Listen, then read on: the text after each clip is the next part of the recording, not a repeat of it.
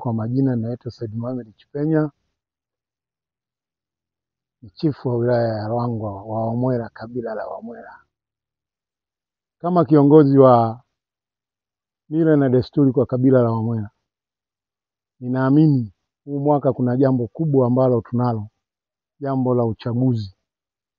Oktoba hii tarehe 29 tunatakiwa wote kabisa, akina mama, akina baba, vijana, wazee, mabi kubwa, hiyo siku kwa atakayebahatika kuamka salama, twende tukapige kura wote kabisa. Na mimi nimejipanga, mimi na familia yangu, kama si wa kwanza basi nitakuwa wa pili au wa tatu. Nafasi hizi hazitanikosa.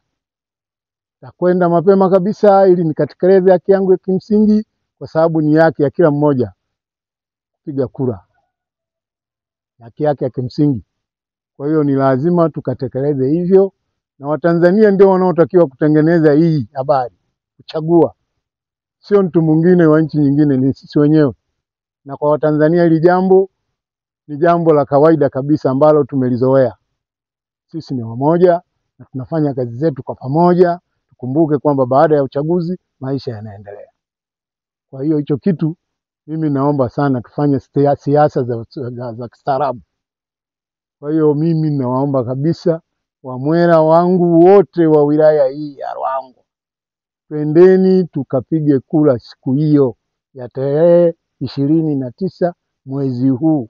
Maana tukisema Oktoba labda tutafikiria mbali. Mwezi huu mepepo no kama jwa nkulungo jwa Wamwera wilaya ya Ruangwa unakunugulira ngasha longo wowe maganya mamwera yeneli ubalili kagaletele 29 twendangane tukakome kula kama kawaida.